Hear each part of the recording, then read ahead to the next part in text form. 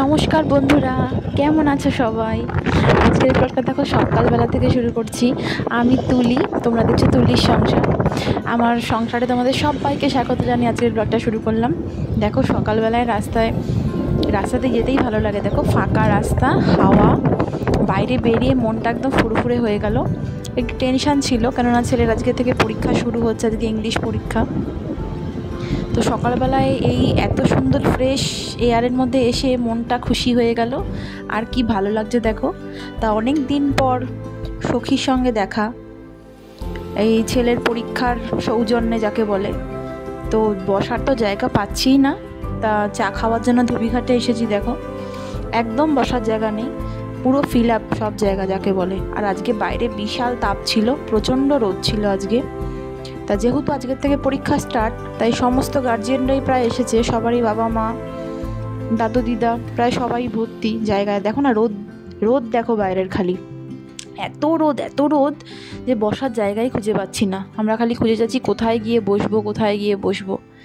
তার মধ্যে এখন বর্ষাকালের বর্ষার জলে যেহেতু আগাছা বেশি হয়, জঙ্গলে পুরো জায়গাটা ভর্তি হয়ে গেছে। তাই জন্য যাচ্ছি খুঁজতে যে কোথায় আমরা বসবো, কোথায় একটু বসার জায়গা পাবো। এইখান দিয়ে দেখো যাচ্ছি, আমার পুরোনো ভিডিওতে রয়েছে এইসব জায়গাগুলো। এই জায়গাগুলো গঙ্গার ধার যাকে বলে, এটা ধোবিঘাটে এসেছি আমরা। আমার ছেলের স্কুলের কাছেই এই ধোবিঘাটটা পড়ে, এই জন্য এখানেই বসার জায়গা আছে। স্কুলের সামনে তো বসার একদমই জায়গা থাকে না। তো দেখো এখানে এসে দেখছি শীতকালে আমরা যে গাছের নিচে বসে থাকি রোদের মধ্যে, এই জায়গাটা এত সুন্দর, কিন্তু বর্ষার জল পেয়ে এই জায়গাটা পুরো জঙ্গলে পরিণত হয়েছে। আর যেহেতু জল বেড়েছিল মনে হয়, তাই গঙ্গার জল, পানা, কচুরি সব আমাদের বসার জায়গাগুলোকে নষ্ট করে দিয়েছে। দেখো জলে জলাকার জায়গা, আর পানা কচুরিতে ভর্তি, বসার এতটুকু পর্যন্ত জায়গা নেই এখানে। তা মনের দুঃখে কি করব, আমি আর আমার সখী দাঁড়িয়েই গল্প করছি আর চারিদিকের সকালবেলার দৃশ্যটা উপভোগ করছি। খুব সকাল না এখন, তাও 8:30 প্রায় বাজে চললো, 8টা 8:30 বাজে চললো। আর চারিদিকটা এখন দেখছি, প্লিজ বলো না এটা, আর ভাবছি কি সুন্দর জায়গাটা ছিল আর কি হয়ে গেছে। খালি কাপ নিয়ে মনে পড়েছে যে ফটো তোলা হয়নি, কি করব? কাপটা তো ফেলে দিতে পারি না, আবার এক কাপ চা কিনতে হবে। ওর থেকে ভালো কাপটাই দিতে। মা আমার এই প্লাস্টিকের চা, সরি, তুমি বুঝবে। আচ্ছা ঠিক আছে, একটা কাপ তো আছে, একটা দিয়ে শেয়ার করে নেবো ভিডিওতে। বাবা ওইখানে যে মানুষগুলো বসে আছে, ওরা ঠিক কোন লেভেলের মানে জিনিস দিয়ে তৈরি আমি এটা বুঝতে পারছি না। এই রোদের মধ্যে গরমে আমরা একটু ছাওয়া খুঁজছি, আর ওরা ওই রোদের মধ্যে গিয়ে বসে আছে। আমি তো বুঝতেই পারছি না যে ওরা কি, মানে ওরা আদৌ মানুষ তো? গরম বলতে কিছু লাগতে ভাবছি। এই রোদের মধ্যে আমরা ছাওয়ায় দাঁড়িয়ে আছি এখানে, এই জায়গাটার পরিস্থিতি দেখো কিরম অবাটা, তাও আমরা এখানে ছাওয়ায় দাঁড়িয়ে আছি। আর ওদেরকে দেখো, মা গো মা, ওখানটা কিন্তু কন্টিনিউ তাপ আসবে, প্রচুর তাপ ওখানে। এবার উঠছে, এবার আর সহ্য করতে পারছে না, এবার উঠছে।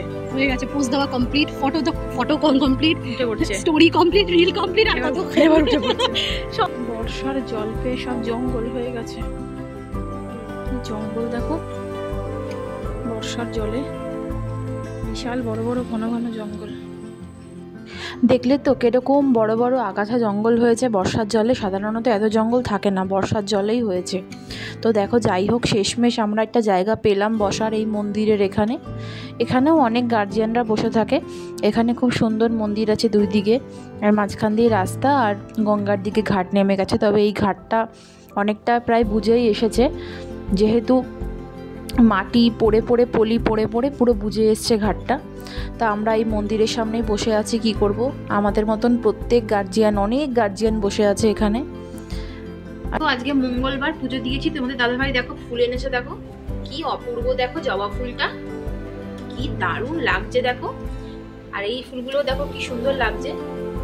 এই জবাটা যেন বেশি চোখ টানছে। এটাকে কি জবা বলে গো? হ্যাঁ না, এটা ঘটের ওপর বসিয়েছো, এটাকে কি জবা বলে? হ্যাঁ এখন তো সব হাইব্রিড না, এই জবাও হাইব্রিড। ভগবান, জবাও বলে হাইব্রিড জবা। তো যাই হোক, এত সুন্দর জবা যে কি বলবো।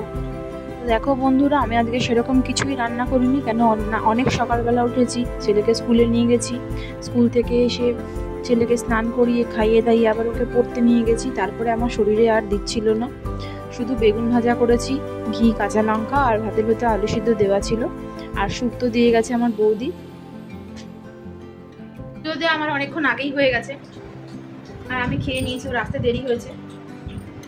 আজকে আর স্কুলের থেকে এসে কোনো রকম ভিডিও করা হয়নি, শরীরটা আর ভালো লাগছিল, অনেক সকালে উঠেছি তো একটা টেনশন ছিল পরীক্ষার। আজকে ফার্স্ট শুরু হলো পরীক্ষা, কালকে ছুটি আছে, আবার কালকে পরে মানে পরশু দিন আছে পরীক্ষা। আমার তো হেভি ফেভারিট।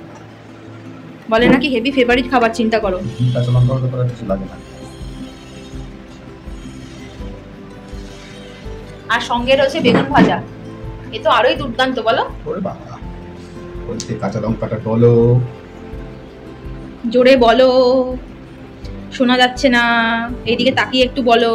কাঁচা লঙ্কাটা টলতে হবে, তারপরে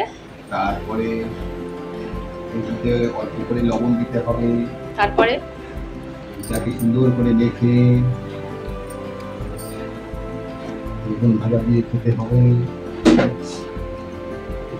এই ডাইনোর এত, এইখানে আবার আরেকটা দুখানা ডাইনো, দেখো ডাইনো এঁকেছে, দেখো। যত খুশি ডাইনোসর রাখতে দাও, ওর কোনো অসুবিধা নেই, ডাইনো এঁকেই যাবে। ডাইনো এঁকেছে দেখো কতগুলো করে। এই ডাইনোটা, এই দুখানা ডাইনো, আরেকটা কোথায় দেখা বড় ডাইনোটা, এই দেখো দাঁতগুলো দেখো কত বড় বড় ডাইনো, বাবা ওরে বাবা রে। তারপর দেখেছি ছোট পুচকি। তো যাই হোক বন্ধুরা, দেখলে তো আমার ছেলের ডাইনোর সংসার। এখানে বলে তো আজকের ভিডিওটা আমি এখানেই শেষ করলাম। যদি ভালো লেগে থাকে তোমরা প্লিজ লাইক কমেন্ট শেয়ার করো আর সাবস্ক্রাইব করে আমার পাশে থেকো। আগামী দিনে আমি আরও ভালো ভালো ভিডিও নিয়ে আসবো তোমাদের জন্য। তাহলে আজকের মতন টাটা, বাই বাই, নমস্কার বন্ধুরা।